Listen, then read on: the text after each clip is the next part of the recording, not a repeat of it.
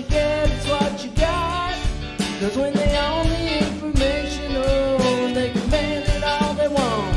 So we keep waiting, waiting on the world to change. We keep on waiting, waiting on the world to change.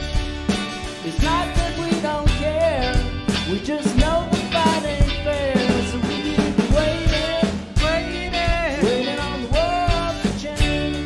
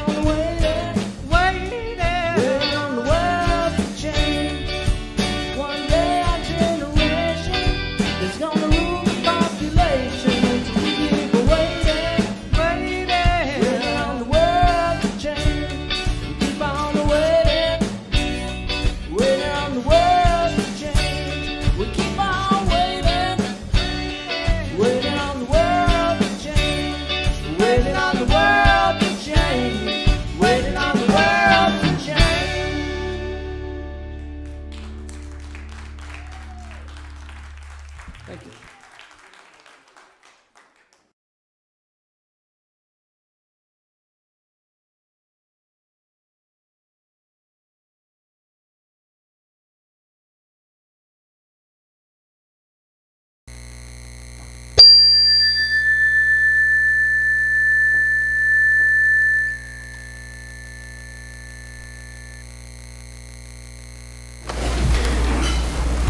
Any person, economic system, or political establishment that fails to concern itself with the pain of others is out of alignment with spiritual truth. And when there is a lack of spiritual alignment, chaos is inevitable. Spirituality is the path of the heart and compassion for the human condition. From Marianne Williams' book, The Politics of Love. Welcome to Holston Valley Unitarian Universalist Church, and I'm John. I'm your service leader for the day. If you're with us on the internet, or if you're with us sitting in the chairs around me, we are all one community, united in our commitment to each other and our commitment to live out our principles in the world. Today, on our annual Social Justice Sunday, we are doing something a little different. Your Social Justice Committee, right here sitting in the front row, is going to unveil our organizing for a powerful 2023, inviting all members of our HVUUC family to step up even more to fulfill our individual and collective commitments to justice. But first, we would like to celebrate our 2022 social justice efforts, many of which you participated in and supported with your generous contributions. Consider this our opening musical selection.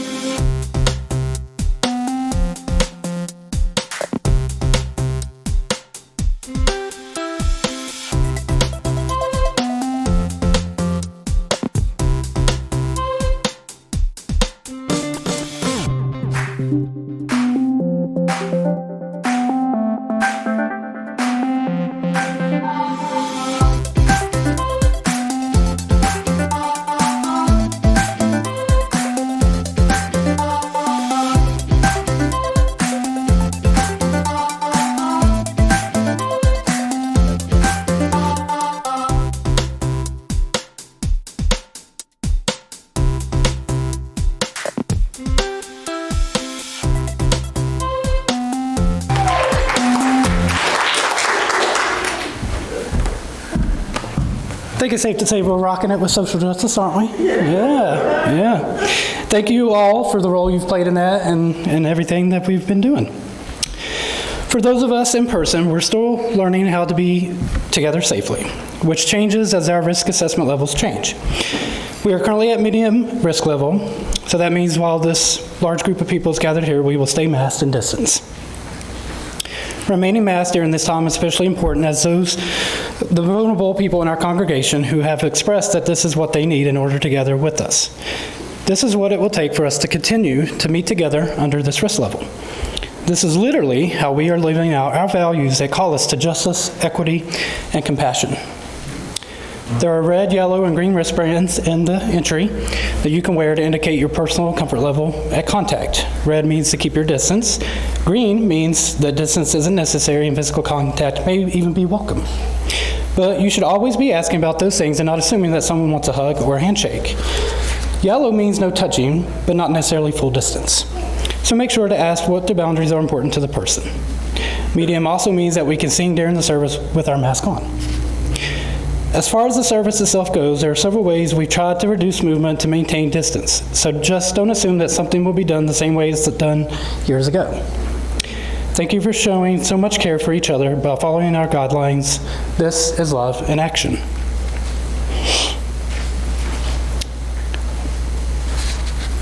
And now, our chalice lighting. As we approach our time together, let us remember that we are doing the work of the congregation. When we do the work of this congregation, we touch lives. When we touch lives, we change the world. May this chalice flame we now kindle remind us throughout our service of our ministry and our mission. We welcome you, old friends and new, young and old. You are an essential part of our celebration today. Whether today is your first or your 1000th Sunday with us, we are stronger because of your presence. We are one people of many beliefs, many origins, sexualities, and genders. We're all growing, all learning, all loved. Just as you are welcome here. Good morning. I am Emily. For our meditative offering, we invite Andrew Harvey from his book, Sacred Activism, to lead us in reflection. A spirituality that is only private and self-absorbed, one devoid of an authentic political and social consciousness, does little to halt the suicidal juggernaut of history. On the other hand, an activism that is not purified by profound spiritual and psychological self-awareness and rooted in divine truth, wisdom, and compassion will only perpetuate the problem it is trying to solve, however righteous its intentions. When, however, the deepest and most grounded spiritual vision is married to a practical and pragmatic drive to transform all existing political, economic, and social institutions, a holy force, the power of wisdom and love in action, is born. This force I define as sacred activism. Sacred activism is a transforming force of compassion and action that is born of a fusion of deep spiritual knowledge, courage, love, and passion with wise radical action in the world. The large-scale practice of sacred activism can become an essential force for preserving and healing the planet and its inhabitants. Let us sit for a moment in silence in reflection of our personal sacred activism. There is no big or little sacred activism. We might consider seeing someone else marching on Washington or raising a conscious, loving child as big, but every single act of loving kindness which serves others in our common home is sacred activism. James will now provide reflection music for our meditative time. What calls your heart in sacred activism?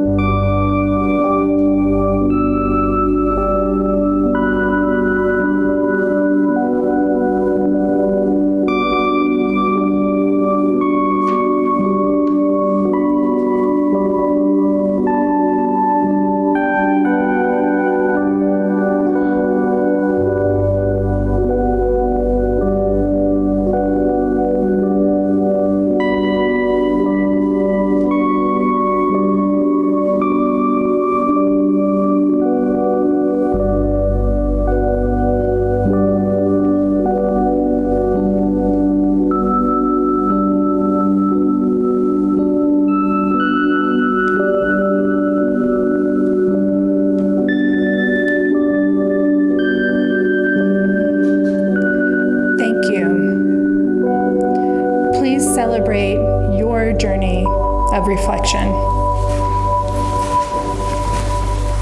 Our music offering for today is a familiar song for all of us, Blowing in the Wind.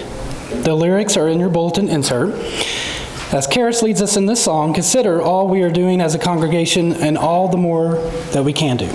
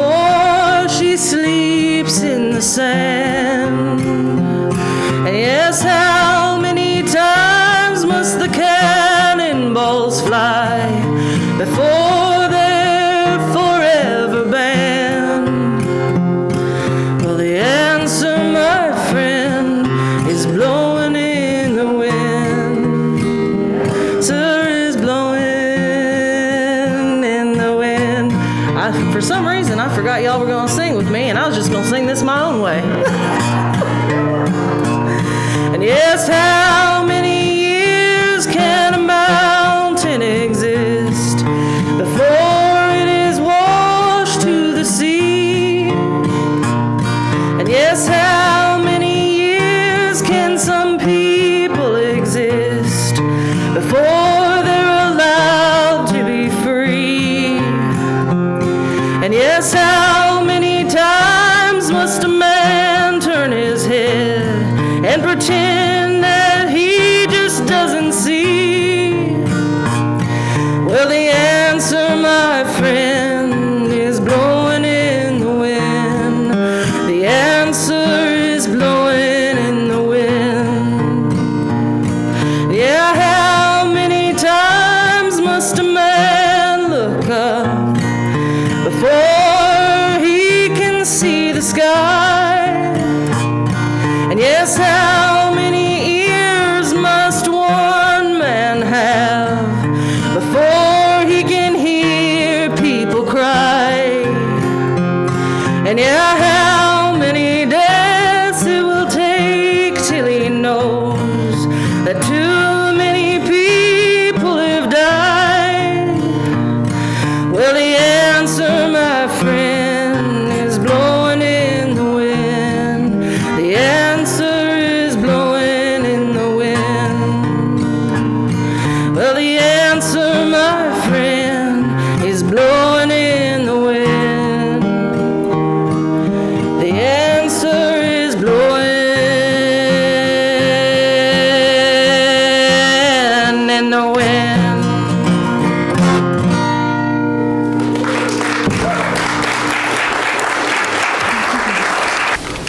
Thank you, Karis. Come to this community with all that you are.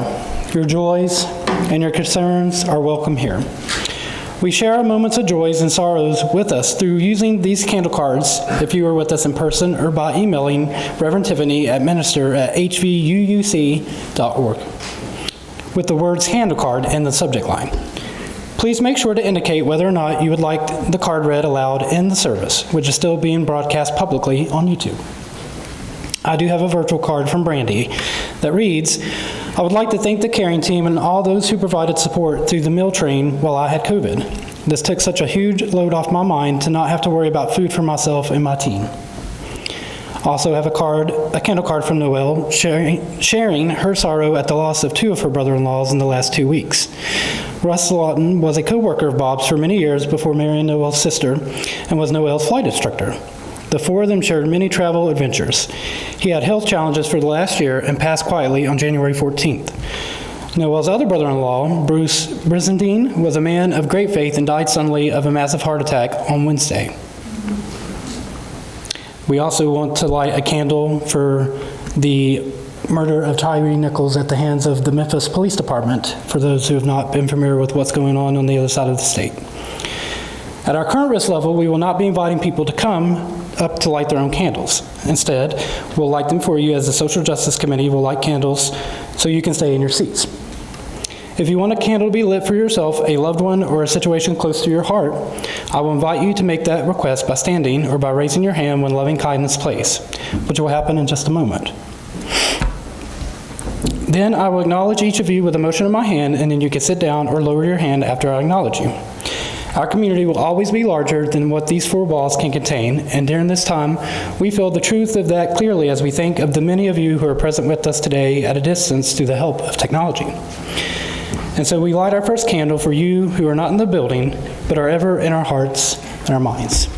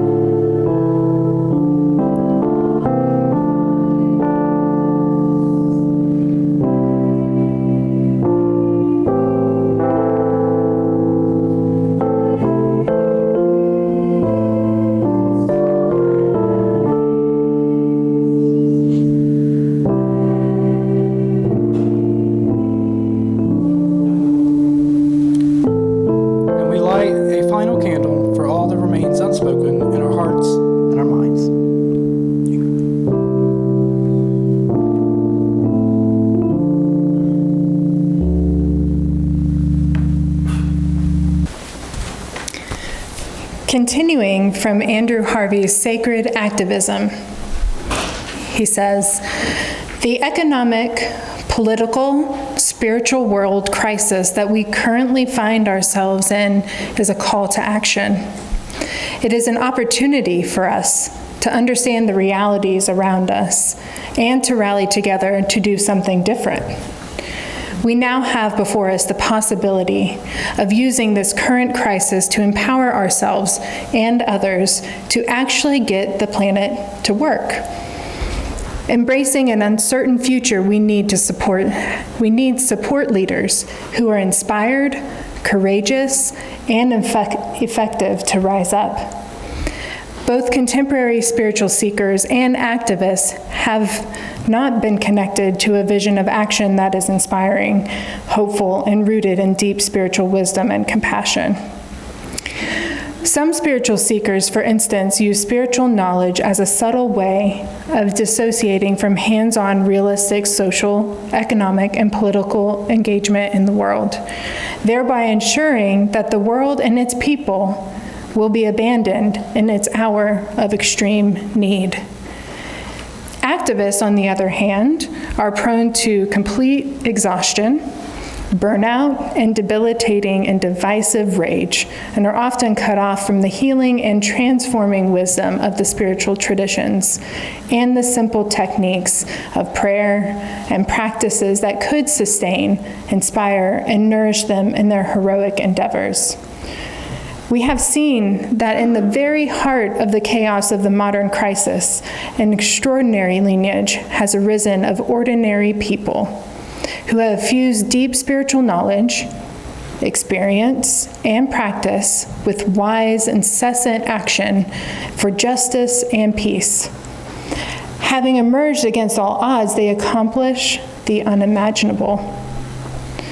The vision of sacred activism is dedicated to honoring and continuing the tremendous work of extraordinary, ordinary people, such as Mahatma Gandhi, Martin Luther King Jr., the Dalai Lama, Nelson Mandela, Rosa Parks, and Desmond Tutu. Each of these individuals rose up to meet the challenges of their time with great spiritual grace and integrated inner contemplation, with decisive action.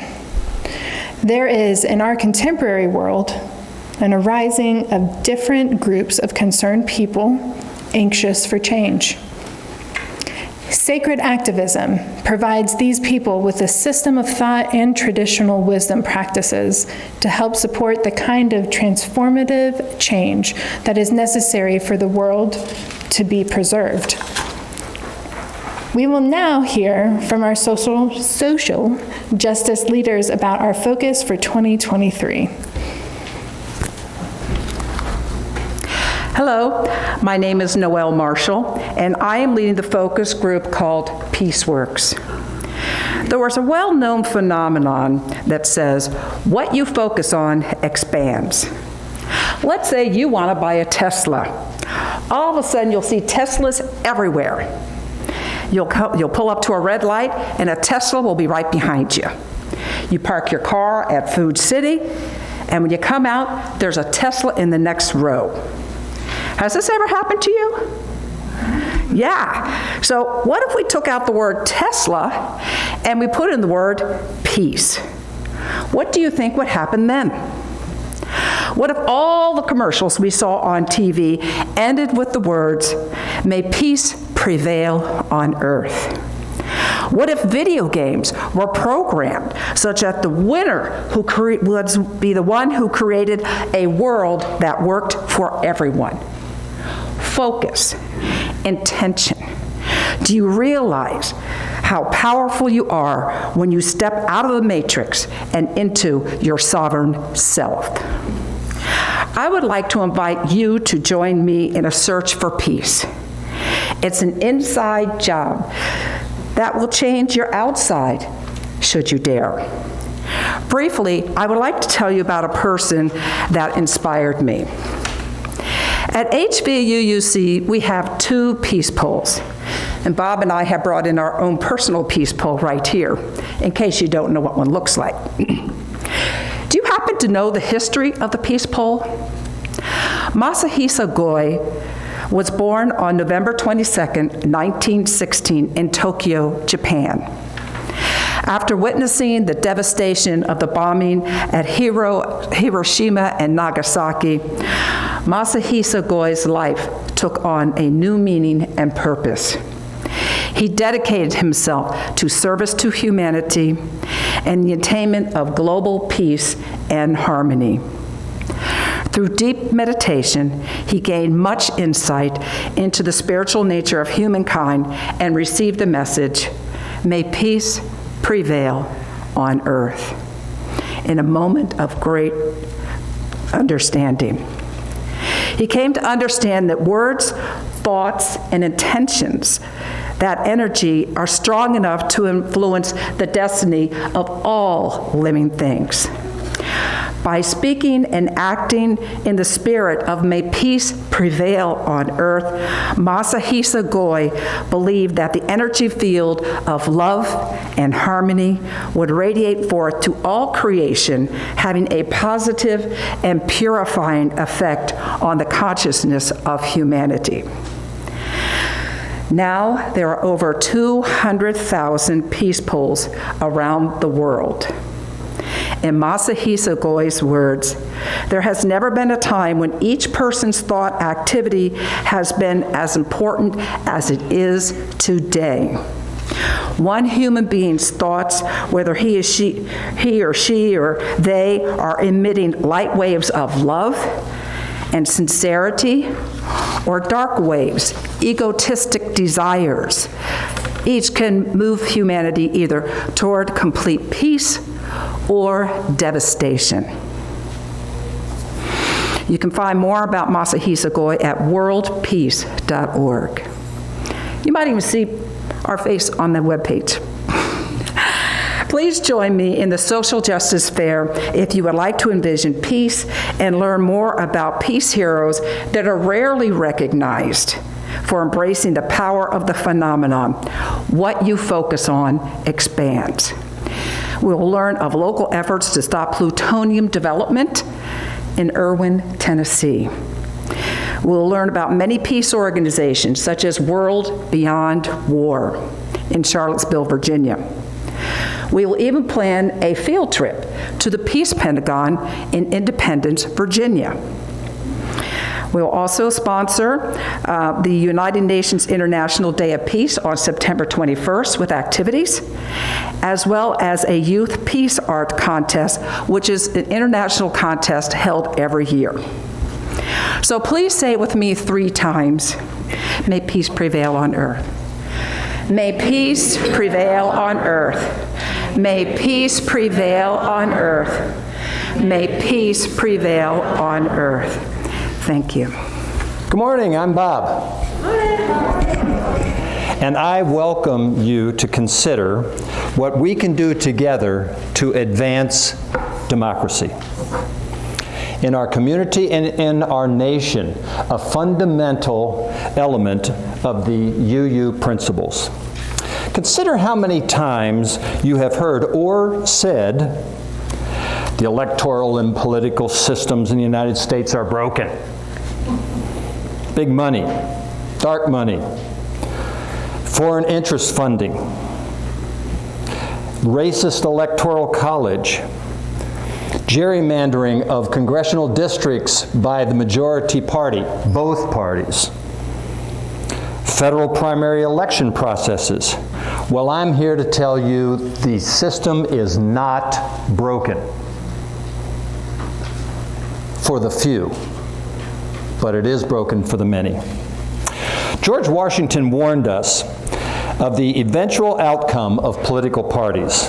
He said that while they have some benefit to balancing the debate of what is best for the citizens, political parties taken to the extreme would, number one, detract the government from its duties, create unfounded jealousies among groups and regions, raise false alarms among the people, promote riots and insurrection, and provide foreign nations and interests with access to the government that would impose their will on the country. Anything here sound familiar? We are now living in those times. The political industrial complex, which includes 2 well-funded parties, the research and marketing firms, the media, all media, including the now untethered social media, are in charge of everything. We, those who are to be represented, are mere pawns on the playing board of electoral politics. Marianne Williamson, in her book, Politics of Love, the handbook for the new American Revolution, wrote, and I quote, "Government is here to serve its people. People are not just job numbers or cogs in a corporate machine. No politics or political establishment that fails to see us in that way and treat us in that way is worthy. We are living, breathing, divinely created beings on this earth for high and mighty purpose. We don't just need a progressive politics or a conservative politics. We need a politics deeply rooted in humanity. We need a politics of love. Love is the angel of our better nature, just as fear is the demon of the lower self. It is love, not fear, that makes us great. When politics is used for loveless purposes, love and love alone can override it. It is love that abolished slavery. It is love that gave women suffrage. It is love that established civil rights. And it is love that we need now, unquote. So what is ours to do, individually and collectively, to advance with love our commitment to democracy, with a concern for our fellow citizens and for our common home, with a commitment to create change for good, rather than either accept the current oppressive system or just give up? This is the exploration of our Advancing Democracy Focus Group for 2023. I look forward to listening to your ideas of how to accomplish that at the Social Justice Fair after service. Thank you.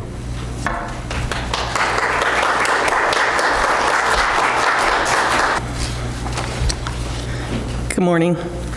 My name is Mary Williamson, and I serve on the Social Justice Committee on the Homelessness Focus Group. Hopefully there's a difference there. So hunger, 16% of the people in Upper East Tennessee suffer from hunger. Almost 19% of our children suffer from hunger. That's like 1 in 5. It's over 81,000 people right here. Hunger means that these people don't get proper nutrition to live a healthy, active life. Adults are too exhausted to work and care for their families, and the children don't have the energy to concentrate in school or to run and play like they should. As of June 2022, there were 405 homeless people in our region. That is 30% higher than the year before. Most of the homeless in Northeast Tennessee are in Sullivan and Washington counties. HVUUC is here to help ease the pain. We ease hunger by cooking meals and serving food at the Kitchen of Hope in Kingsport. With the help of many volunteers, Kitchen of Hope serves between 150 and 200 meals daily for a total of 38,000 meals last year, 2022. We are also collecting canned goods here at HVUUC and delivering them to Hunger First in Kingsport so that they, in turn, can get the food to the hungry people on the streets of Kingsport. We stock and provide food to people at the Jonesboro Food Pantry several times a month. The Jonesboro Food Pantry serves about 135 families monthly. And in November, through the beginning of January, our Giving Tree provided hundreds of needed items to the homeless and poor in Johnson City to help them stay warm and supplied through the cold. The tree was restocked daily by both our group and the surrounding community. I gotta say, many days I went in there and saw gift items on the tree and under the tree that we had no idea where they came from. It was the community. So thank you all for supporting all these efforts, and a special thank you to all who have volunteered for this effort. If you have any further ideas or you'd like to help out, please see me at the Social Justice Fair after the service. Thank you.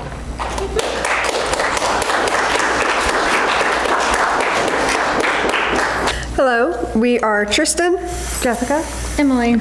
and we're sharing today about health and disability.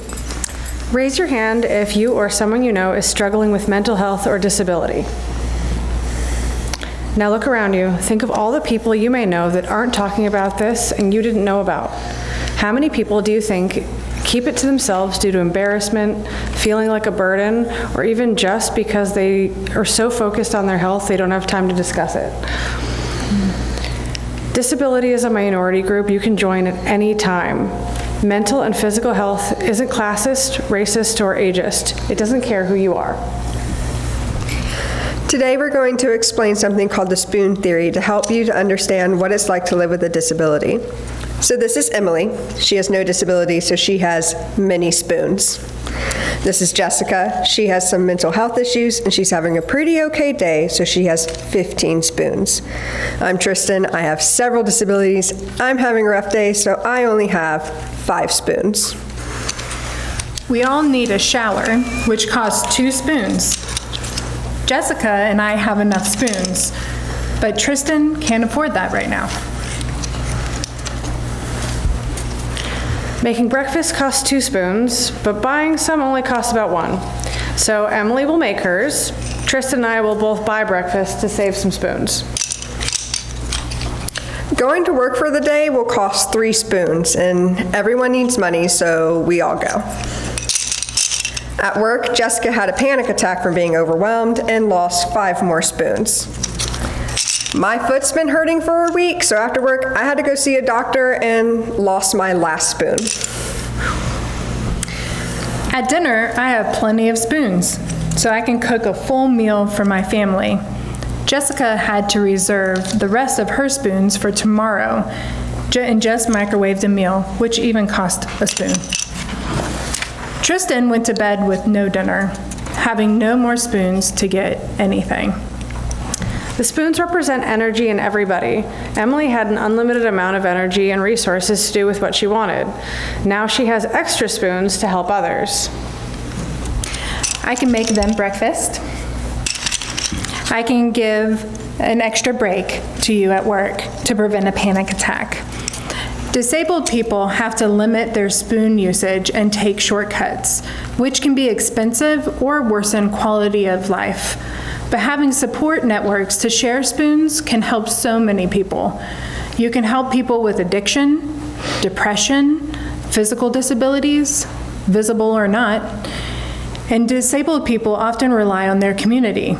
You can help improve their quality of life by joining our focus group, which will build support and raise awareness.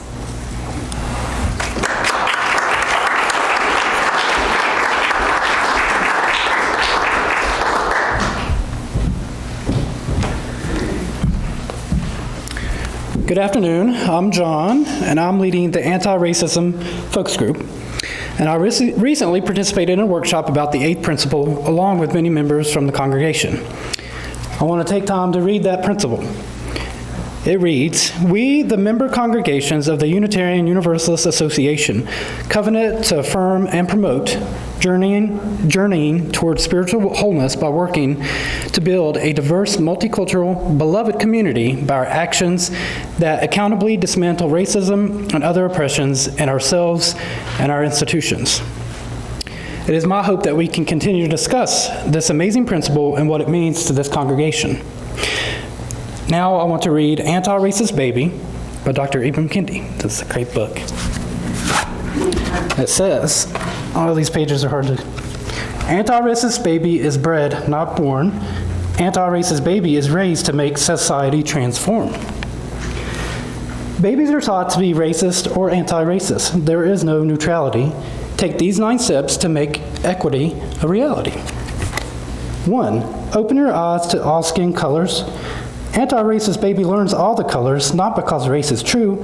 If you claim to be colorblind, you deny what's right in front of you. 2, use your words to talk about race. No one will see racism if we only stay silent. If we don't name racism, it won't stop being so violent. 3, point at policies as the problem, not people. Some people get more, while others get less, because policies don't always grant equal access. 4, shout, there's nothing wrong with the people. Even though all races are not treated the same, we are all human, anti-racist baby can proclaim. 5, celebrate all of our differences.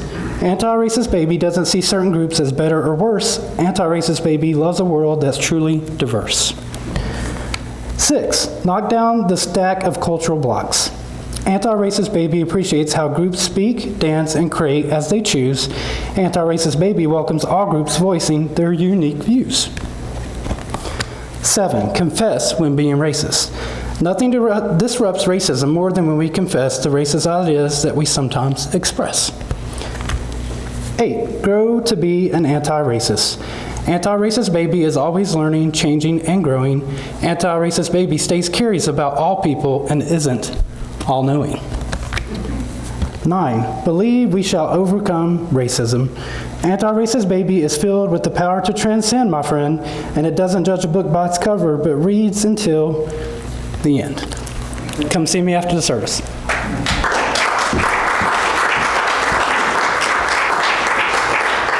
Hello again. I am the lead to the LGBTQIA+ focus group.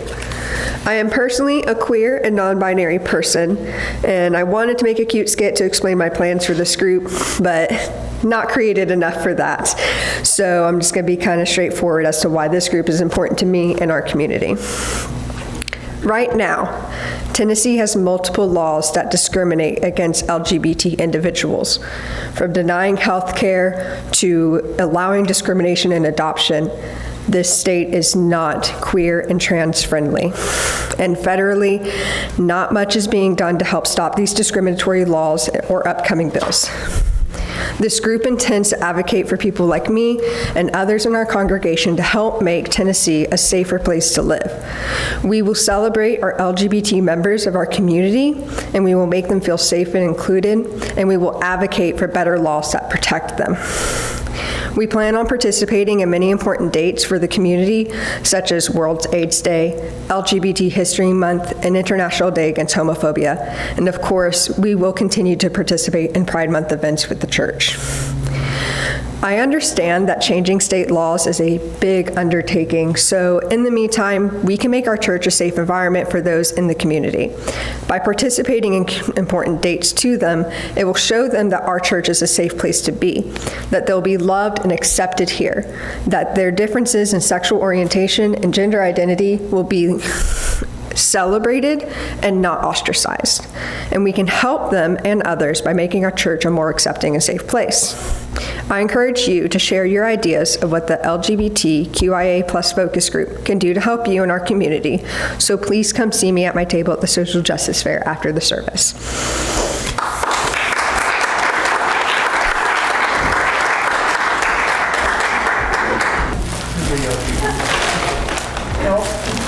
You have it?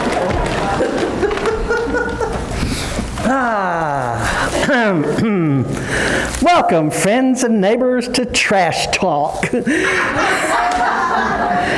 I welcome you to this show as refusing, reducing, reusing, repurposing, recycling Ruby, and I love trash.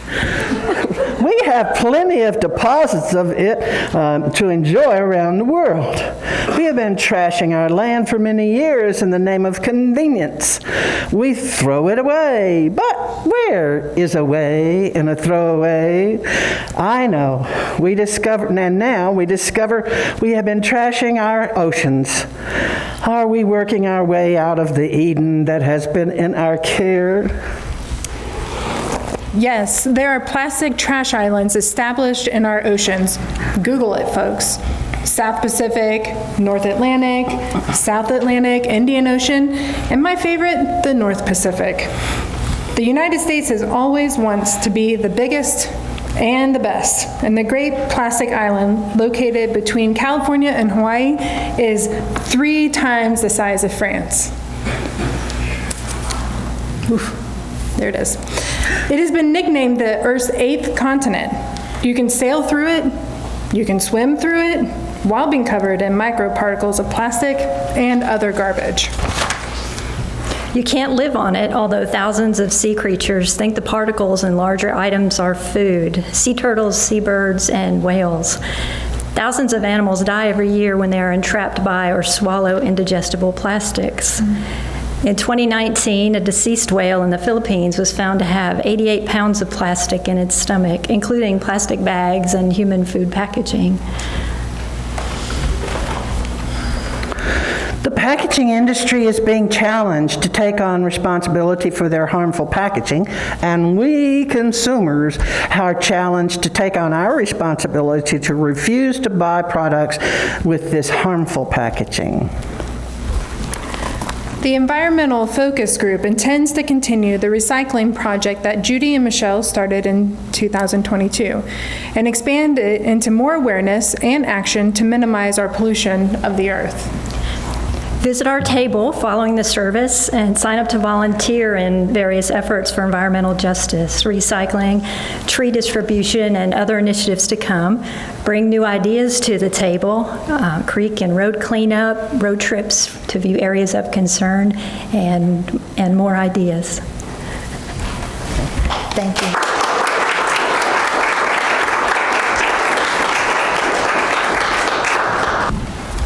Thank you all. I love I didn't know y'all were doing this. That's great. That was just awesome. And now we extinguish our service chalice.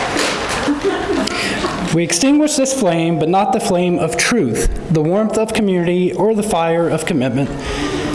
These we carry in our hearts and share with all the world.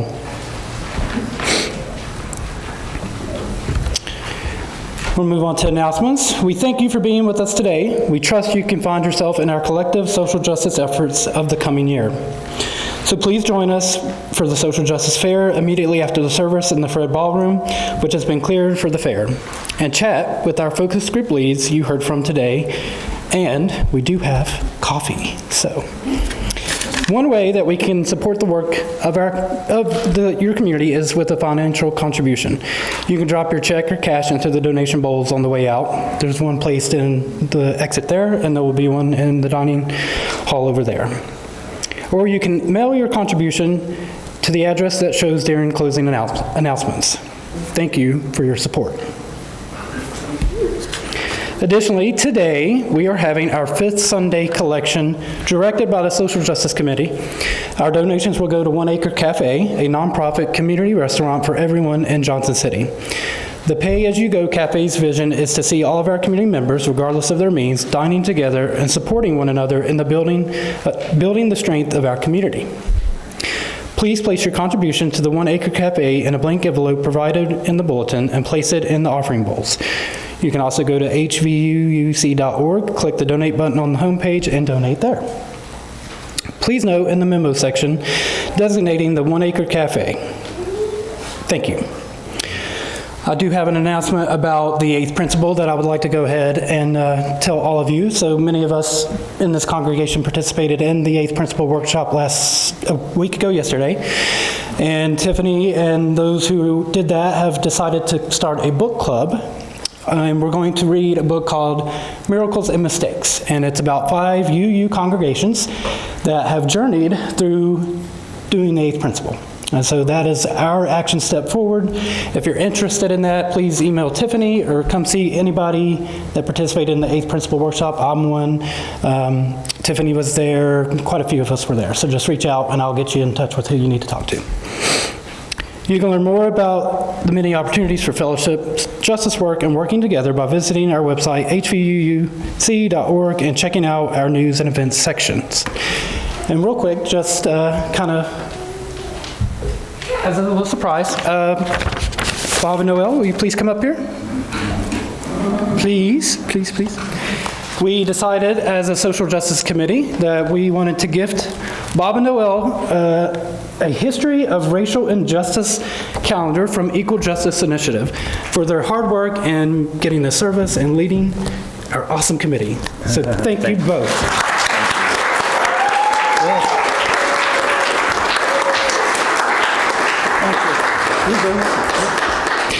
Van Jones, the American news and political commentator, author, lawyer, and co-founder of several nonprofit organizations, offer us this inspiration as we go forth.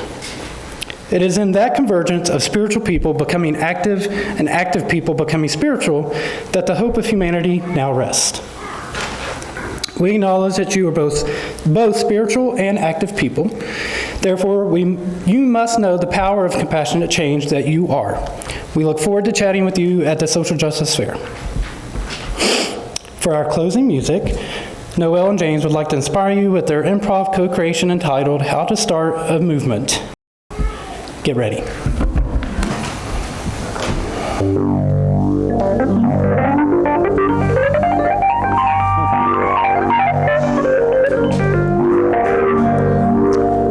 If you've learned a lot about leadership and making a movement, then let's watch a movement happen right here, start to finish, less than 3 minutes before we have coffee together, and dissect some lessons.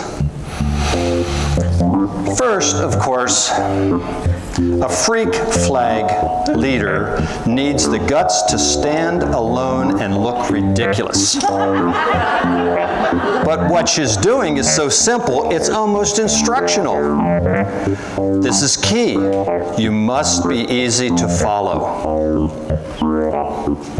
Now, here comes the first freak flag follower. With a critical role, she publicly shows everyone else how to follow.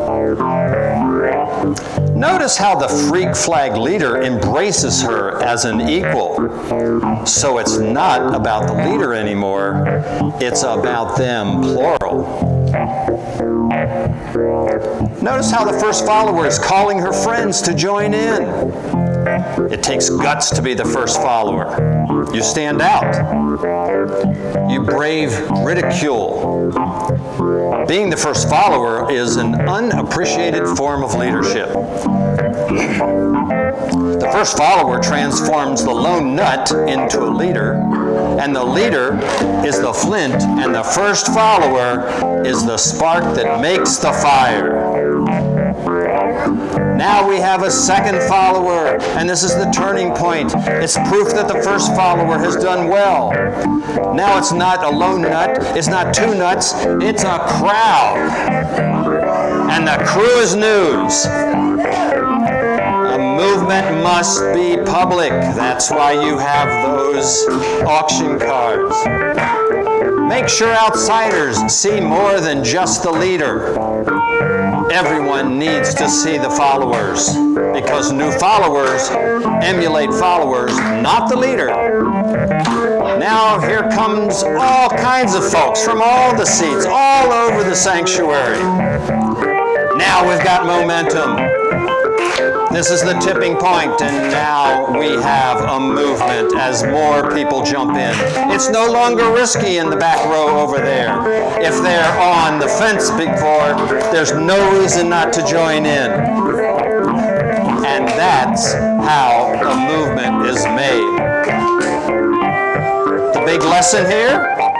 Did you catch it? Leadership is over-glorified, but thank you for the calendar.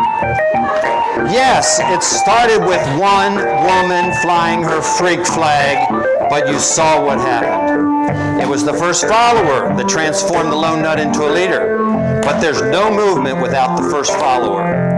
We don't all need to be leaders. That would be really inefficient. The best way to make a movement, if you really care, is to courageously follow and show others how to follow. When you find a freak, lone freak, doing something great, have the guts to be the first person to stand up and join in. Thank you, and we look forward to visiting with you at the Social Justice Fair.